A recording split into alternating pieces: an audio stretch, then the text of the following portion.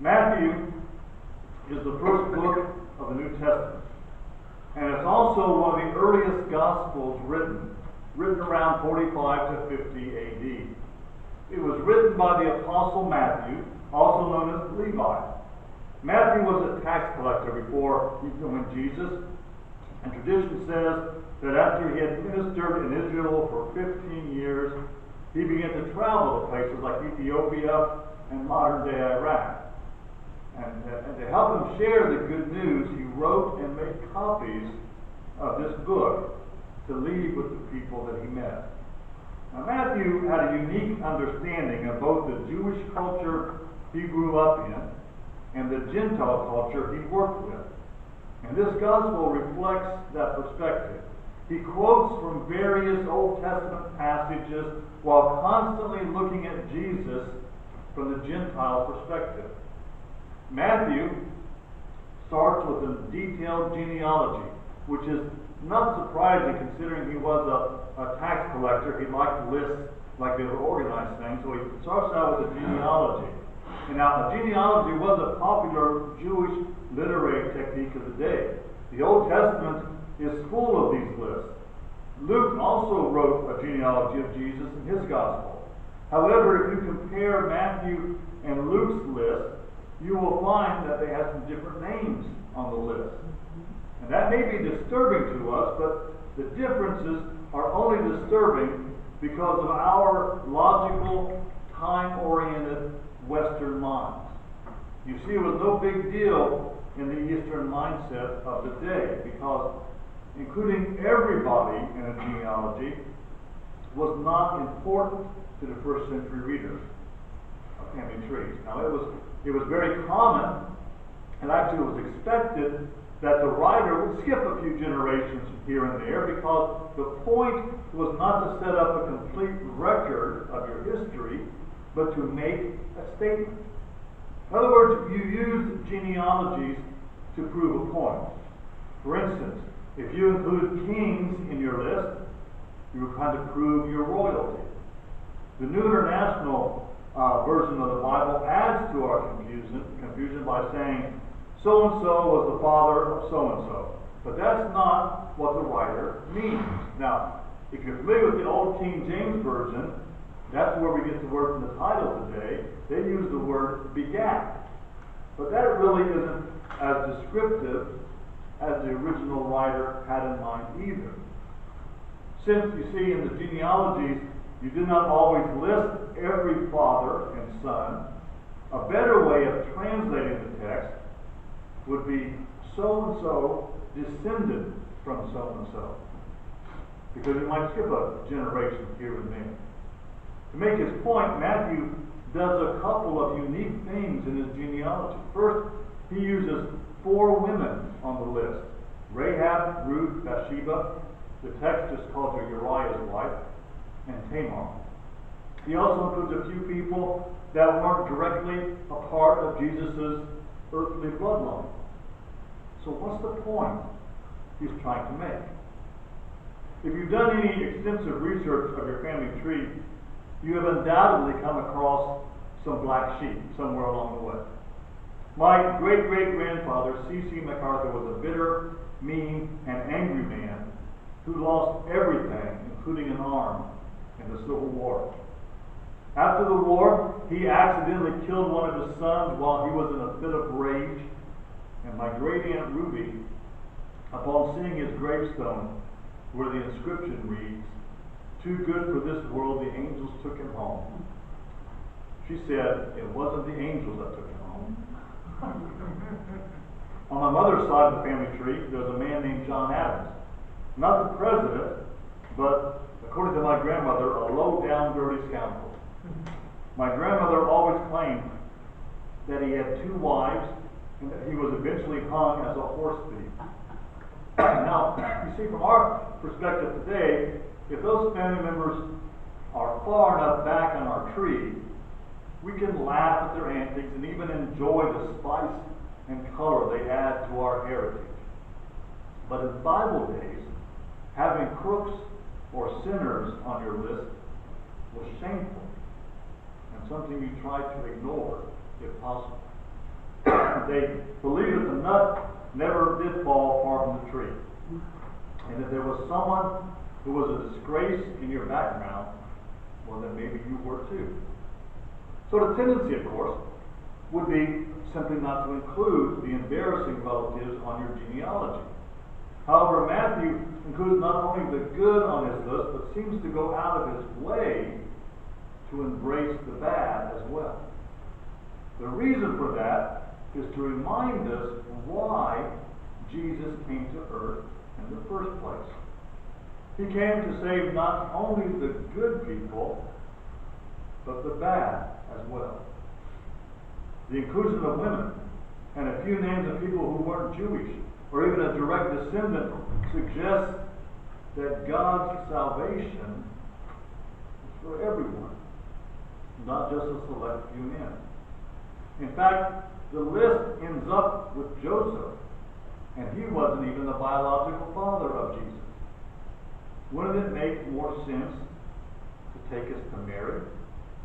Now, Mary, of course, was from the same tribe as Joseph, so many of the ones listed here were her relatives too. And being married to Joseph meant that this was now her family tree as well. But what it really points out, thank you, Fred. But what it really points out is that no matter who our family is, God has adopted us as His children. We are part of the family of God not because of the good we have done, but in spite of the bad. Now, I've included in the bulletin this morning the list of every name on this genealogical list and where the applicable scripture reference where they are found is. So if you want to learn more about each one of them, you can do so later on. With all that in mind, and even though some of these names are difficult to pronounce, I'm going to do something similar to what I did last Sunday. You're going to follow along as I read Matthew chapter 1, verses 1 through 17. Matthew chapter 1, beginning with the first verse. A record of the genealogy of Jesus Christ, the son of David, the son of Abraham. Abraham was the father of Isaac, Isaac the father of Jacob, Jacob the father of Judah and his brothers. Judah the father of Perez and Zerah, whose mother was Tamar.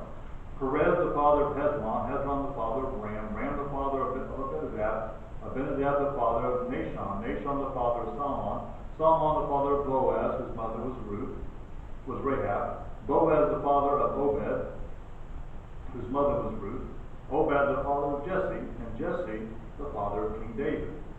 David was the father of Solomon, whose mother had been Uriah's wife.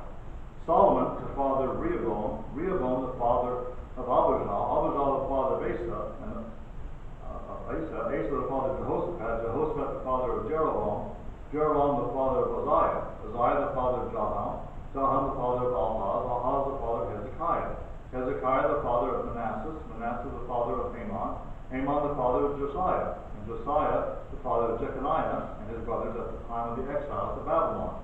After the exile to Babylon, Jeconiah was the father of Shealtiel, Shealtiel the father of Zerubbabel, Zerubbabel the father of Abidud, Abidud the father of Eliakim, Eliakim the father of Azar, Azar the father of Zadok, Zadok the father of Achim, Achim the father of Elihu, Elihu the father of Eleazar, Eleazar the father of Mathan, Mathan the father of Jacob, and Jacob the father of Joseph, the husband of Mary, of whom was born Jesus, who is called Christ. Thus there were 14 generations in all from Abraham to David, 14 from David to the exiles to Babylon, and 14 from the exiles to the Christ. Now, commentaries make much about Matthew having 3 sets of 14 names on his list, and they offer various explanations as to why. The simplest explanation seems to be that Matthew was using a poetic technique to make his point. The numeric value of King David's name is 14. Now, don't ask me how you come up with that, I don't know, and it doesn't really matter for us today, except to know it was considered important in Bible days, and that's why Matthew uses the 14. And by having 14 repeated 3 times, Matthew is emphasizing that Jesus was the promised son of David, or in other words, the Messiah. Theologians like to discuss why Matthew begins his genealogy with Abraham. Well, Luke goes all the way back to Adam. Remember, like I said, it wasn't that important to have a complete genealogy. I often refer back to my ancestor C.C. MacArthur, and I seldom mention his father Archibald, who was actually a very good man, or his father Neil, who came to America from Scotland. Perhaps Matthew simply starts with Abraham to remind us that the Messiah was promised to come from his seed. Now, Matthew's list of 42 names are all given for a reason. They are not here to make us stumble through their pronunciation, or to, as I often do, skip over quickly, but to teach us a lesson.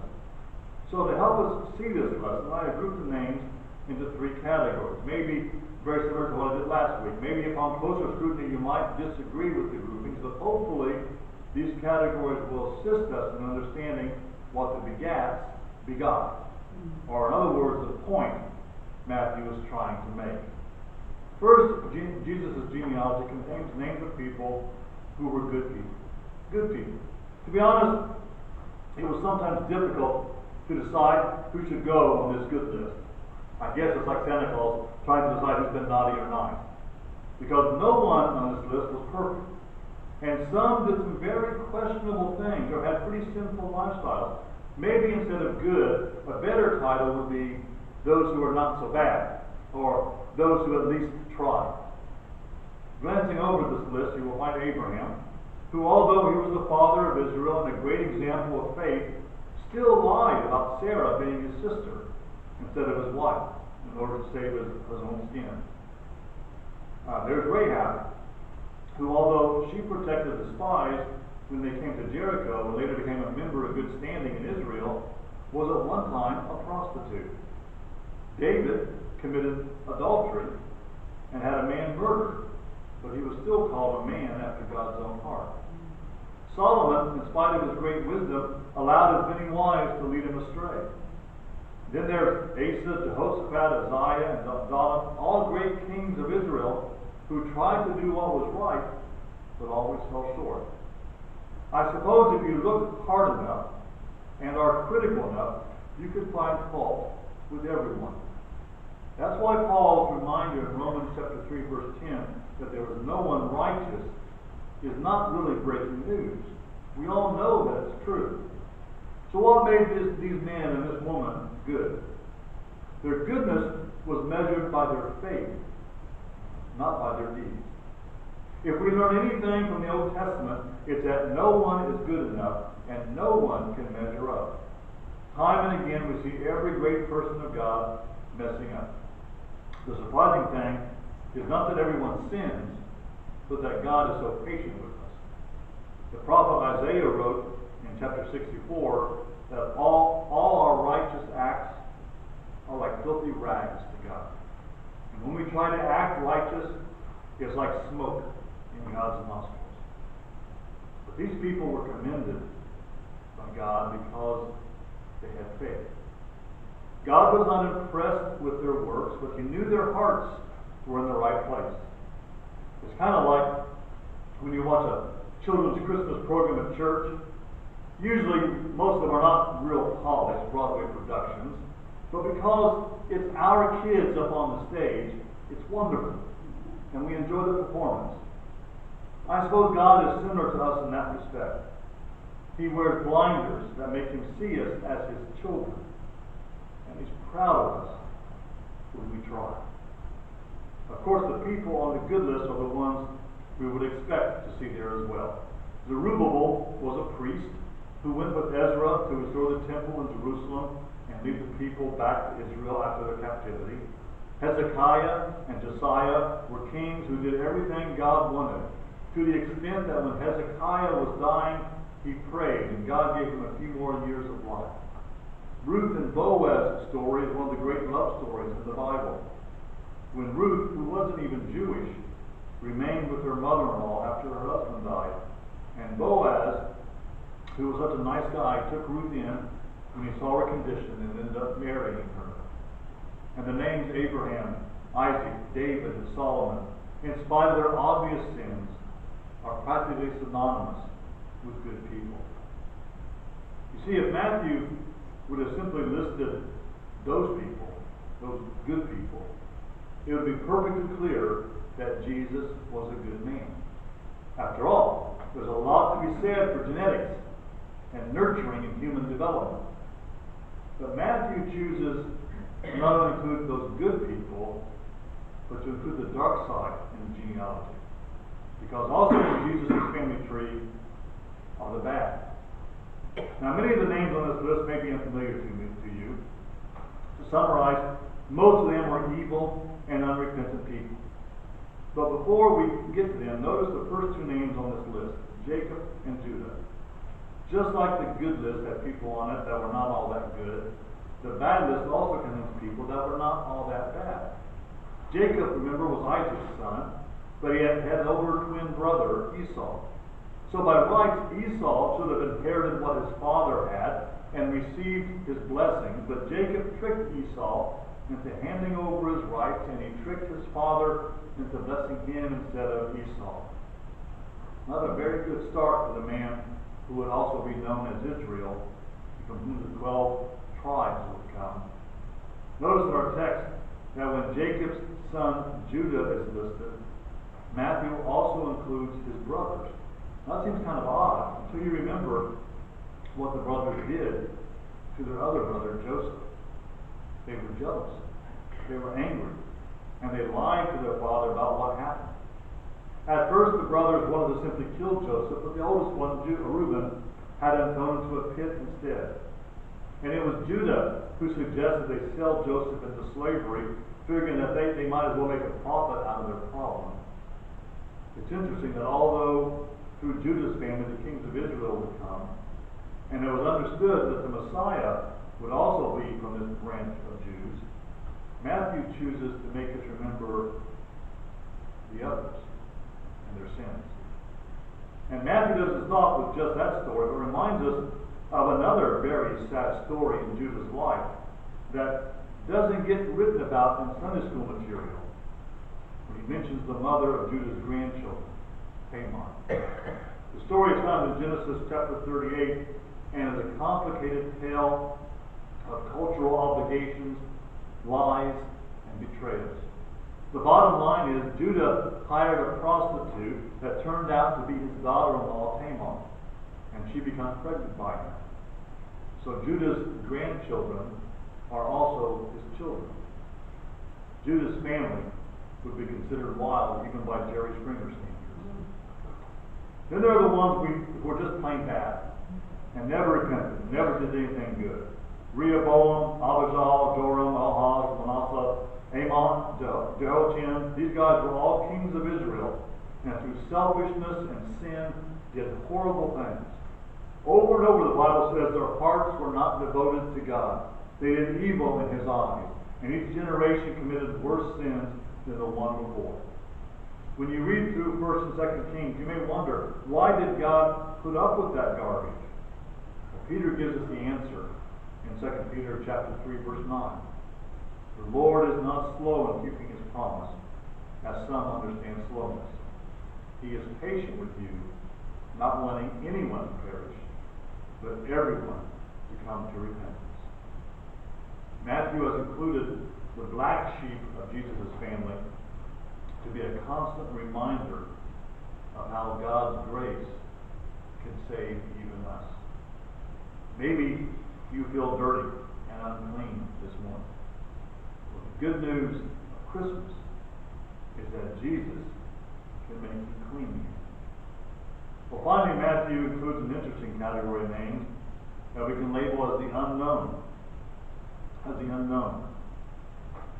At the Balls Bluff battlefield outside of Leesburg, there's a national cemetery of about 58 bodies and 25 graves. And in those 25 graves, only one is known that they know who it is. The other 24, they have no clue as to who it was. Sometimes we can feel that way in our lives.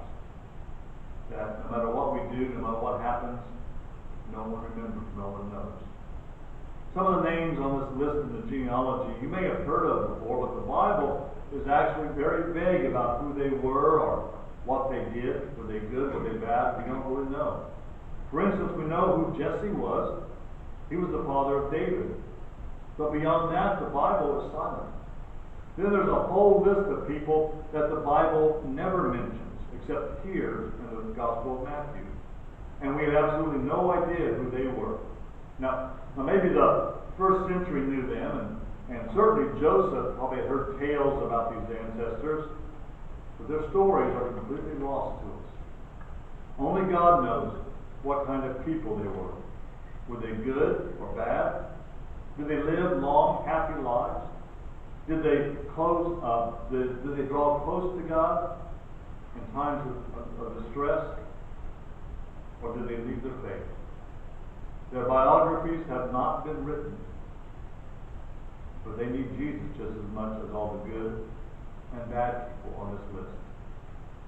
In that sense, maybe we can identify with these unknown people. Because chances are, in 100 years, outside of our own little families, no one will remember or know who we were. You can go to any cemetery and walk the neatly trimmed rows of headstones and see name after name of people who are completely unknown to you. All you can discover is when they were born and when they died. Occasionally you might see a record of their military service or that they were a beloved father or mother, but only God knows their story. On the surface, all that seems rather sad and depressing until we remember that there is someone who does know our complete story. When I was ministering out in Illinois, I was talking with the funeral director in town, and she was telling me that she was starting a campaign to help the local cemetery. The local cemetery had all kinds of headstones, and a lot of them had headstones. You know, a lot of people will buy their headstone before they die and have it set up there, and they'll have their name and when they were born, but they'll have a death date on there because they haven't died yet. And she said there's a lot of tombstones out there that the person is more than likely dead, that it's been over 100 years, but for some reason it was never finished. Maybe they were the last one in the family to die, and no one took care of adding the date on the end when they died. And so her job was to go around and to do research records and newspapers and try to find the name when that person died, and then through our fundraising have the money to be able to add the name to the tombstone. You know, in one real sense, that's what Jesus has done for us. For all intent and purposes, we are lost. For all intent and purposes, we are unknown. And on the surface, all that can seem rather sad and depressing until you remember that there is someone who knows our complete story. There is someone who can finish the headstone. Someone who not only knows our good and our bad, but who still loves us anyway. Jesus came to save not only the famous and the infamous, but the obscure as well. Let's pray. Almighty God, we do thank you so very much for the love that you have shown to us. We thank you, Lord, for the grace you've given to us through your Son. Be with us and watch over us in Jesus' name. You know, Jesus refers in Matthew chapter 10, he says, "Are not 2 sparrows sold for 1 penny? Yet not one of them will fall to the ground apart from the will of your Father. Even the very hairs of your head are numbered." The Christmas story, you see, is not some abstract theological philosophy, nor is it something that just happened a long time ago, far away from here, and for someone else. The angels were not saying glory to God just to the shepherds, but to you and me as well. It's kind of neat to think about it that way, isn't it? When Jesus was born, God knew we'd be here celebrating that birth over 2,000 years later. Maybe as he looked down the face of that sweet little child, he thought about you. And remembered that was why he sent Jesus in the first place. So it doesn't matter if we're good or bad or unknown. Begats begot Jesus. And he can make all the difference in your life today.